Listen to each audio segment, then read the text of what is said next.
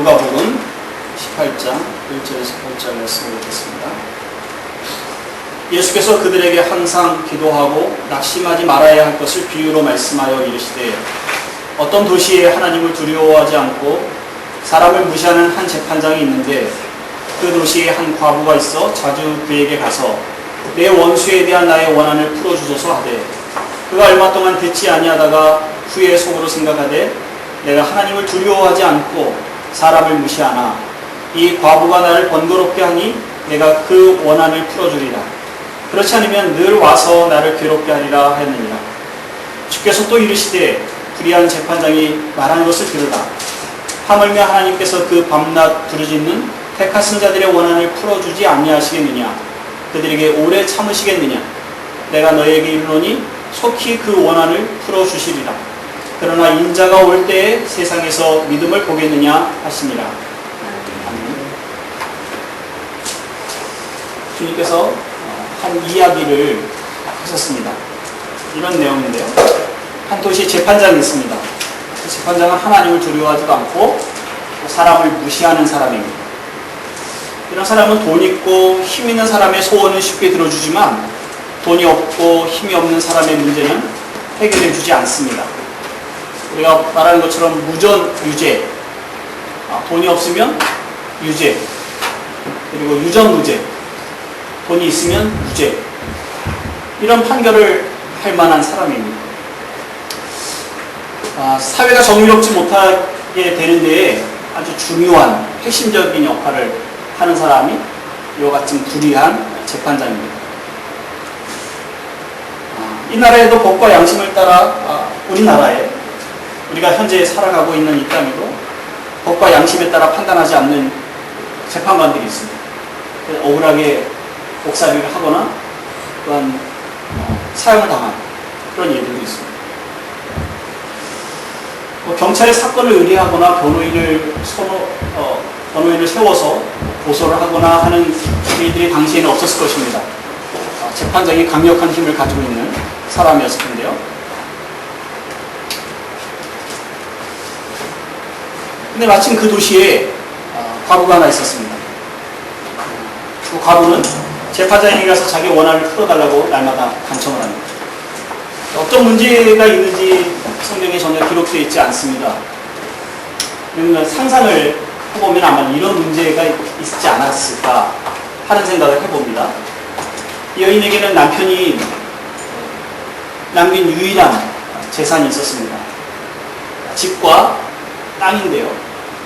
그 땅에서 나는 채소로 팔아서 겨우 아들 하나와 먹고 살고 있었습니다.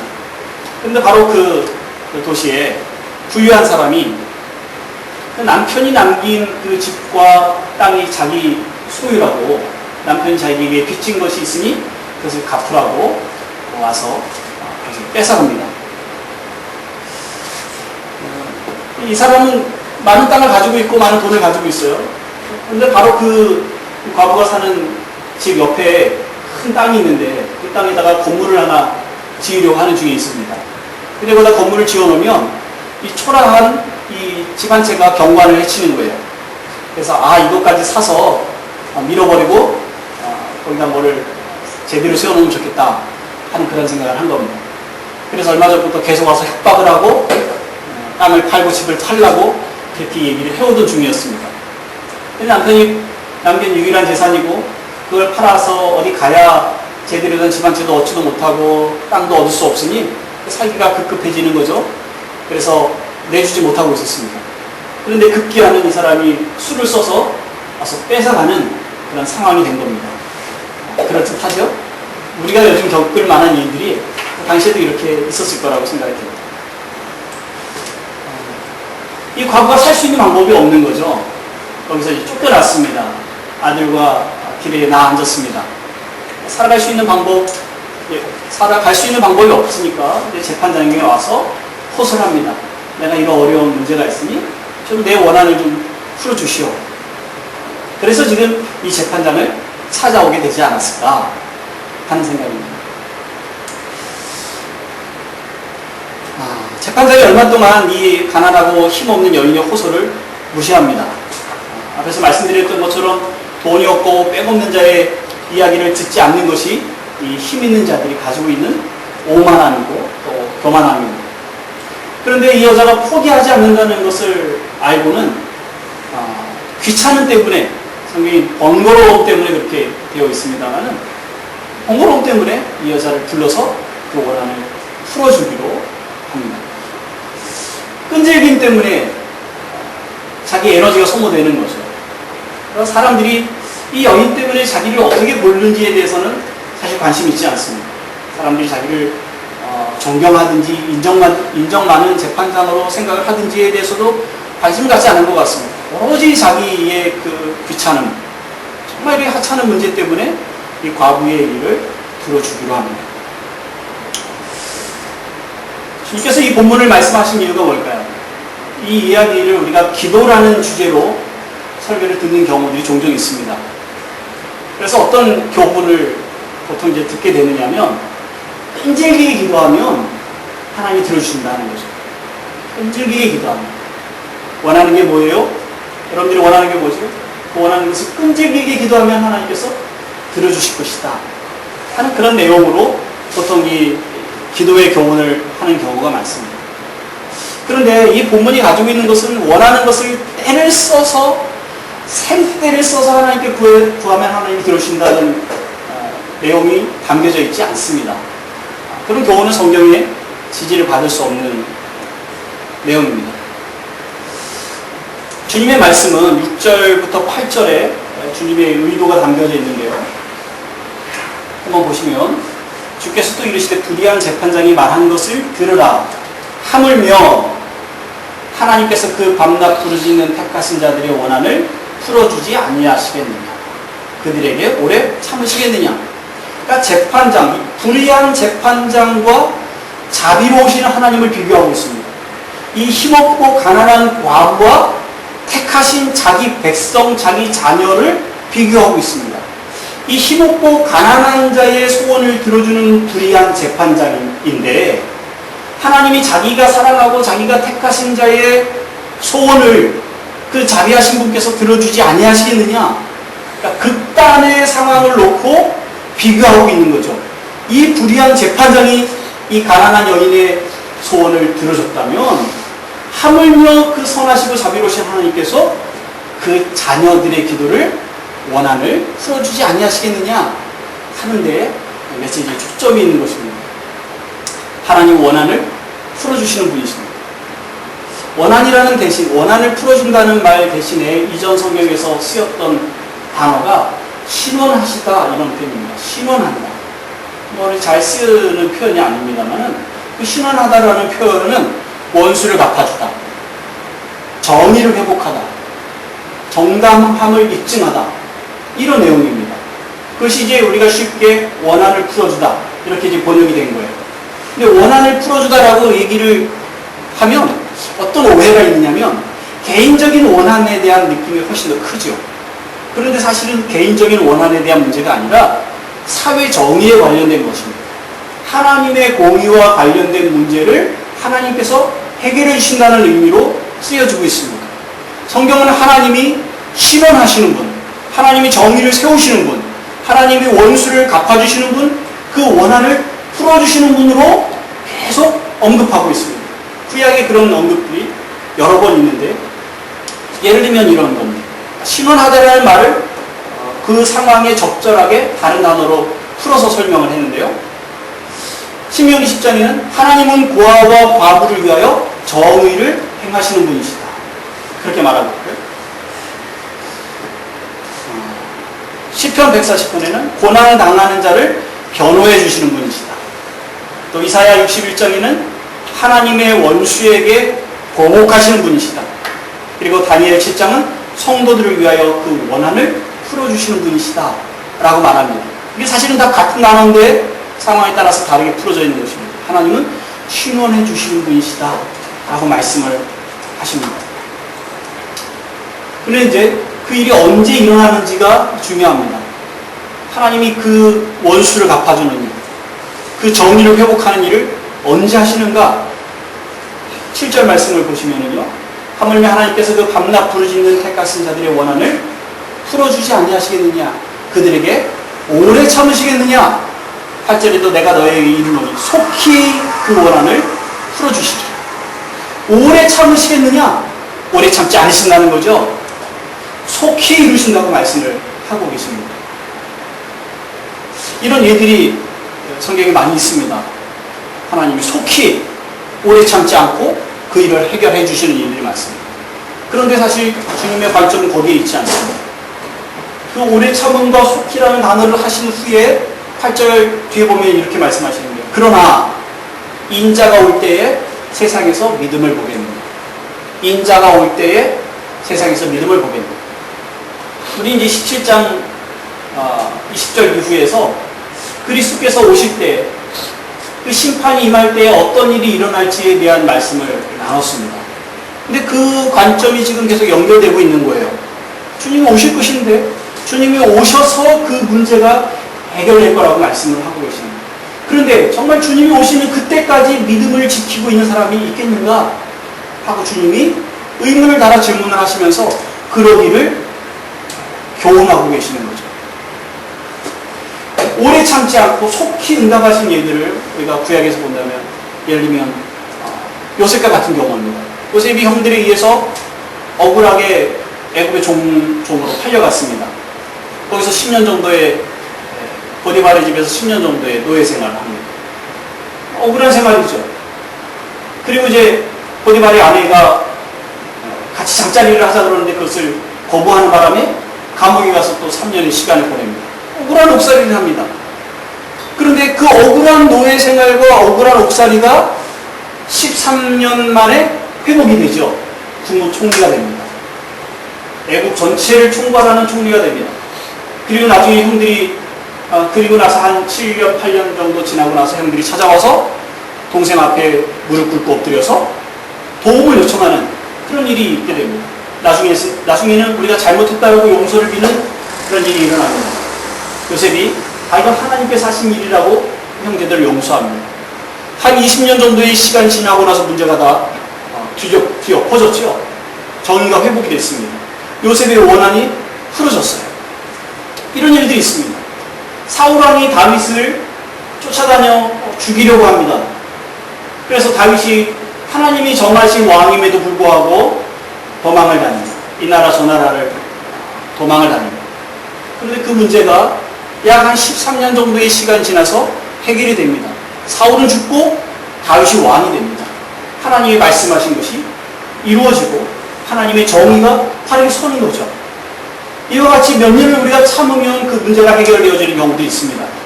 그런데 그렇지 않은 경우가 사실은 허다합니다. 많은 선지자들이 하나님의 말씀을 들고 사람들에게 가서 회개하라고 외쳤어요.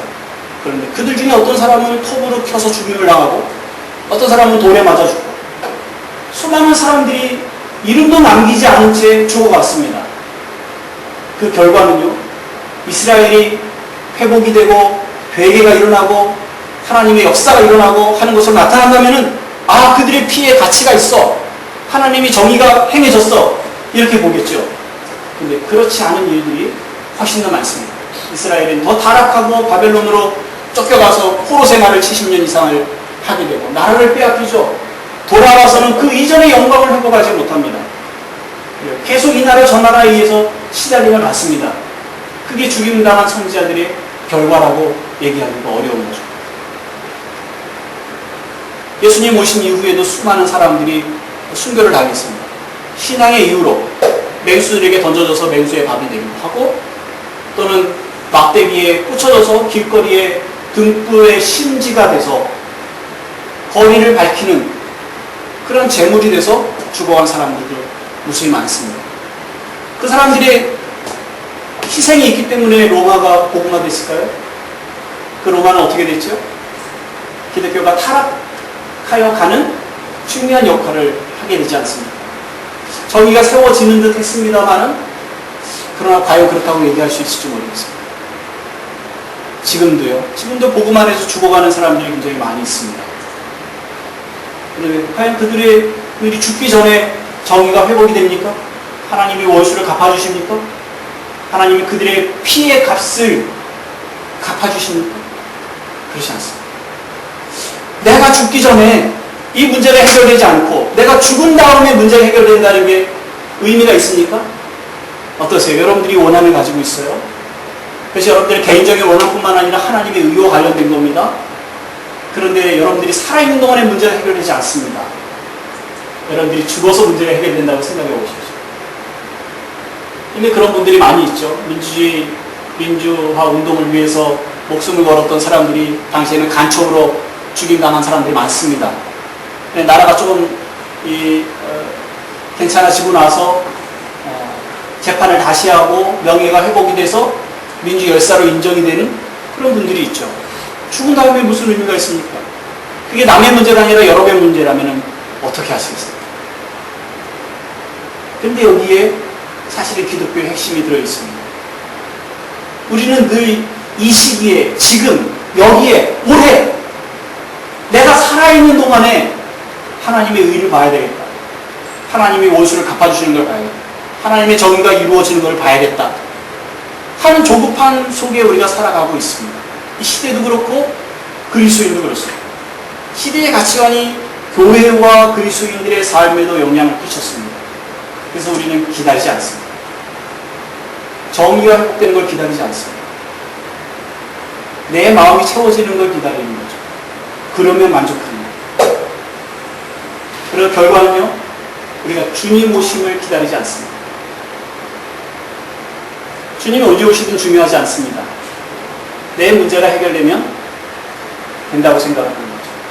그게 지금 이 땅의 기독교가 가지고 있는 문제가 아닙니다. 시편 73편에 우리와 비슷한 문제로 고민하는 시인이 있는데요. 좀 찾아보겠습니다. 시편 73편입니다.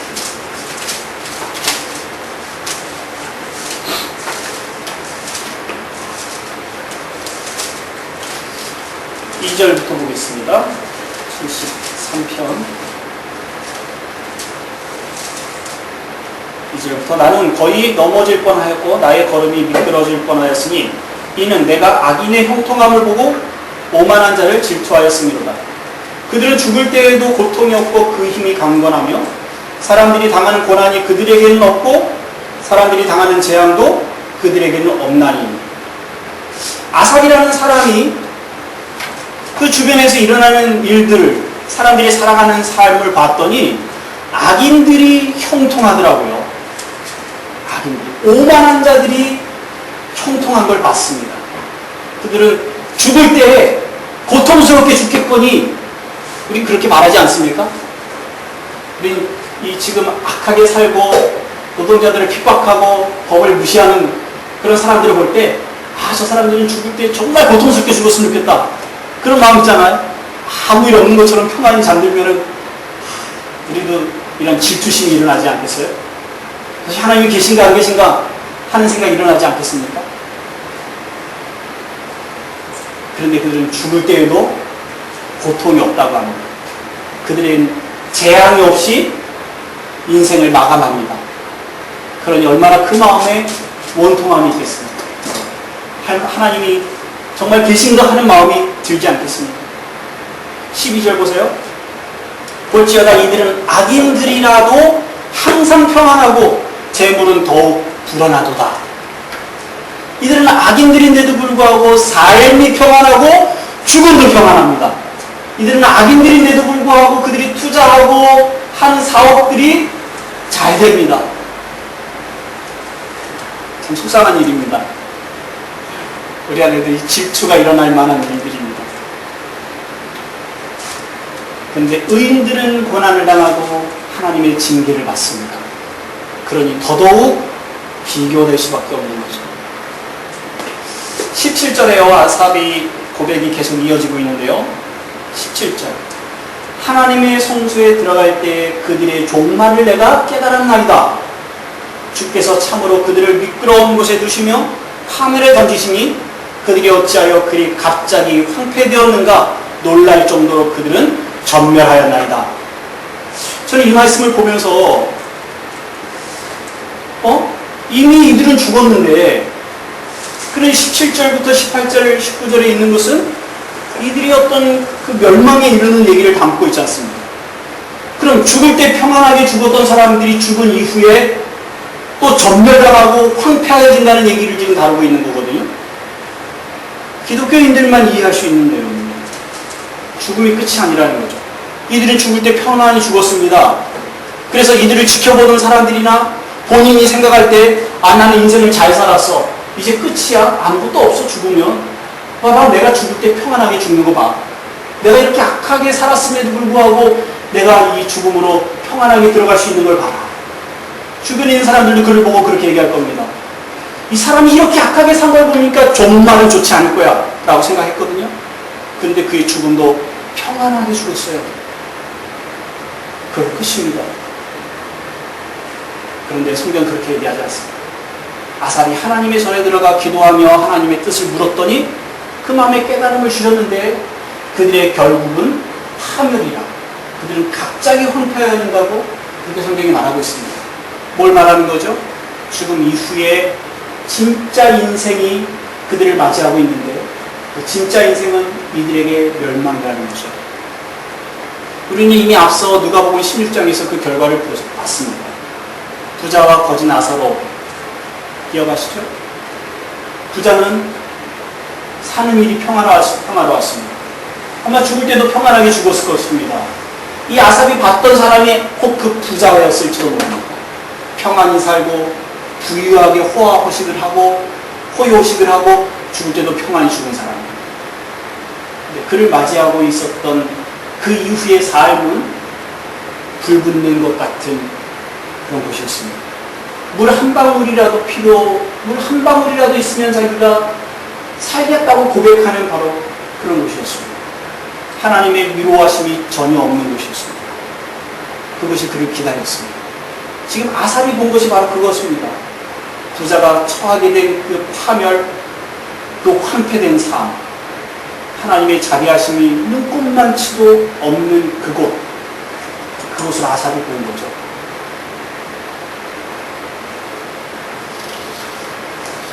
우리가 이 세상에서 기대할 수 있는 것이 우리가 생각하는 것을 채울 수 없습니다.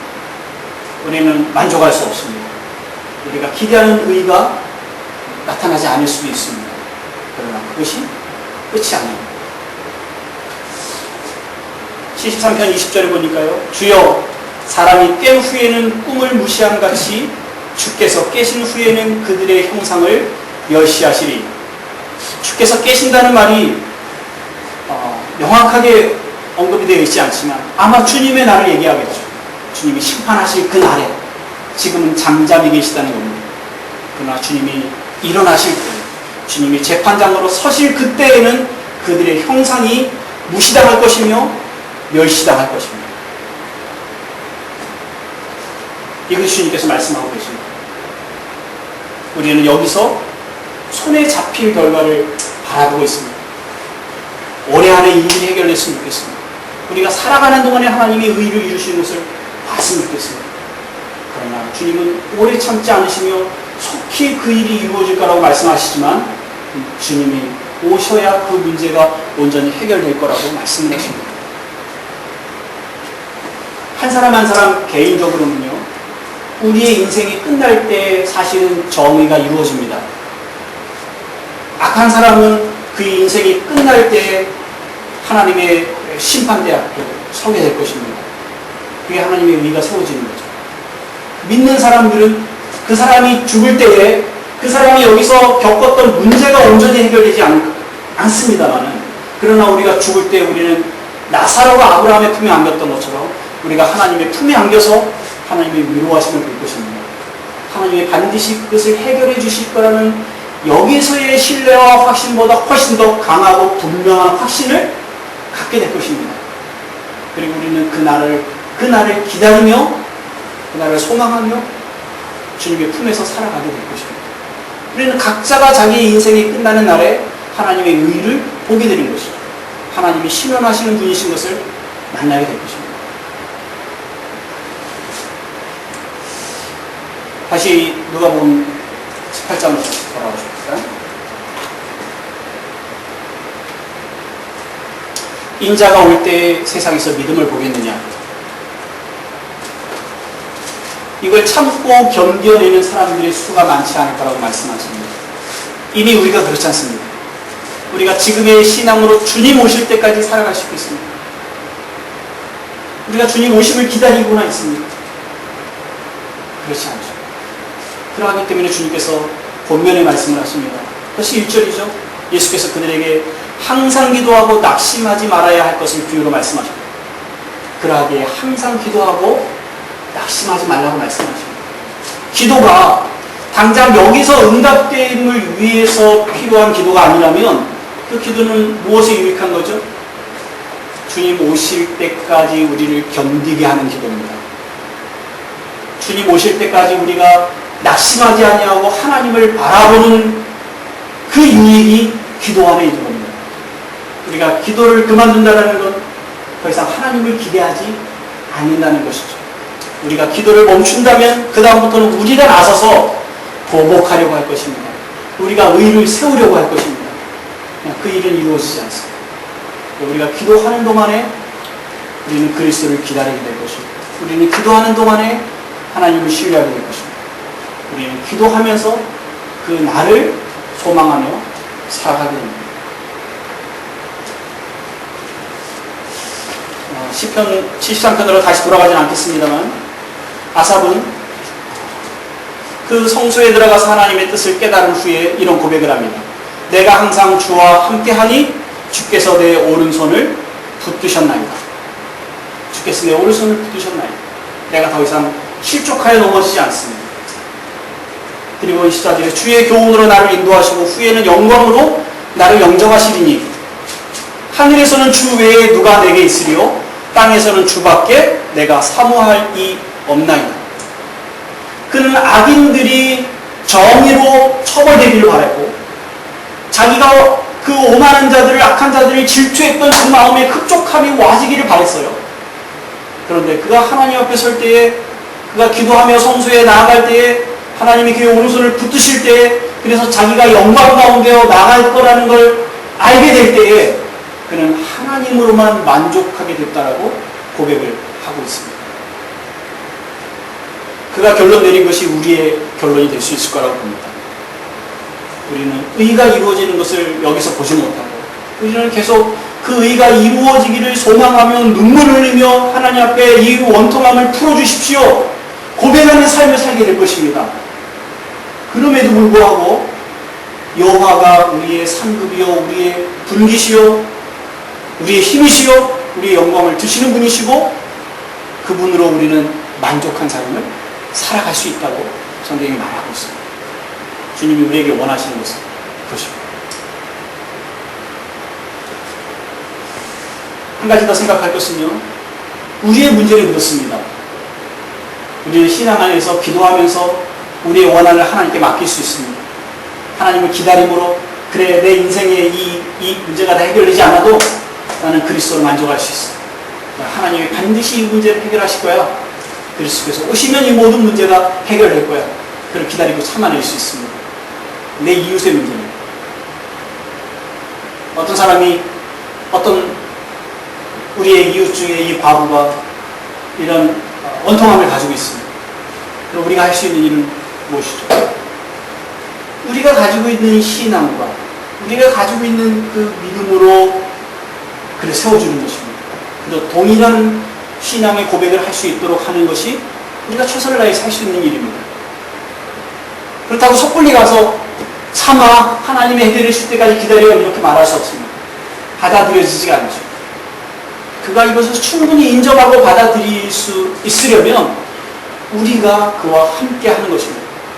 그가 우는 자리에 같이 가는 겁니다. 그가 힘들어할 때 같이 힘들어하는 겁니다. 그가 먹을 것이 없어 굶주릴 때 우리의 것을 나눠서 같이 그 힘든 과정을 겪어내는 것입니다. 그래야 우리가 고백하는 막 하나님이 이 일을 이루실 거야 라는 신앙의 고백이 진짜로 그에게 들려질 겁니다. 아 그렇구나, 나도 기다려야 되겠다, 하나님을 봐야겠다 하는 생각을 하게 될 것입니다. 진짜 원통한 일이 뭐겠습니까? 정의가 세워지지 않는 거요? 그렇지 않습니다. 우리는 살아가면서 세상이 삐뚤어져 있다는 것을 알지 않습니까? 세상은 우리가 원하는 대로 그 의의를 다 이룰 수 없고 우리의 원통함을 다 풀어내지 못하는 세상이라는 것을 우리는 어느 정도 인정들을 하고 있습니다. 근데 정말 억울하고 힘든 것은 누구도 내 문제를 들어주려고 하지 않는다는 거죠. 이해하려고 하지 않는다는 겁니다. 이걸 꼭 들어주지 않아도 괜찮아. 그런데 내가 이렇게 억울한 문제를 가지고 있다는 사실을 당신이 좀 들어줬으면 좋겠어 하는 그런 울부짖음이 있는 거거든요. 그런데 그들은 소수고 우리는 평안한 중에 있기 때문에 누구도 그에게 다가가서 그의 문제에 귀 기울이려고 하지 않습니다. 거기에 더 큰 아픔과 상처와 원통함이 있습니다. 그런데 교회조차도 또 믿는 사람들조차도 그런 일을 하지 못합니다. 왜냐하면 우리 안에 하나님이 여기서 내가 기대하는 대로 의를 이루셔야 된다는 그런 갈망이 있고 그 문제가 해결되지 않는 것 때문에 내가 하나님을 만족하고 살아가고 있지 않기 때문에 그 누군가에게 가서 그 얘기를 해줄 수가 없는 겁니다. 자신이 없는 겁니다. 나도 기다릴 힘이 없는 겁니다. 그러니 그에게 가서 해줄 말이 없습니다. 위로해 줄 수 있는 위로가 없습니다. 하나님께로부터 받은 자비가 있어야 그에게 가서 자비를 베풀 텐데 그럴 자비가 내게는 없습니다. 그래서 교회가 세상을 치유하는 일에 지금 실패하고 있는 것은 세상에 대한 관심이 없기 때문이 아닙니다. 세상의 의가 회복되어지기를 기대하는 기대가 작기 때문이 아닙니다. 사실 하나님이 오셔서 그 정의를 회복하시길 그리스도께서 오셔서 그 나라를 온전히 회복하실 것에 대한 기대가 없고 그 기대가 성도들에게 만족함을 주지 못하기 때문인 것입니다. 우리의 문제입니다. 사랑하는 성도 여러분, 여러분들이 어떤 원한을 가지고 하나님께 풀어달라고 밤낮 기도하고 계신다고 생각되지는 않습니다만, 그러나 우리는 죄에 대해서 우리의 원수와 씨름하는 이것이 사실은 우리가 모두가 가지고 있는 영적인 갈등이요 고난입니다. 우리의 원수 사단이 우리를 괴롭히고 우리를 죄와 사망으로 늘 종노릇하게 하는 그 문제에 있어서 하나님께서 원수를 갚아주시기를 그리스도께서 오셔서 사탄을 온전히 밟으시기를 소망하며 살아가야 될 것입니다. 그러나 우리 개인적인 문제가 그 죄의 문제가 이 땅에 살아가는 다른 의롭지 못한 억울한 문제로 나타나지 않는다 할지라도 우리가 처해 있는 이 사회가 가지고 있는 아픔들을 우리의 아픔인 양 여기고 그리스도께서 오셔서 회복하시기를 기다리고 소망하는 그런 삶을 살아가시고 그리고 기대하기는 여러분 개인과 또 여러분이 속해 있는 공동체가 제자예수 교회가 세상에 많은 사람들을 아닐지라도 적은 사람들의 원한을 품어주고 함께 위로하고 섬기는 그런 공동체로 서기를 기도하시면서 동참하시는 은혜가 있으시길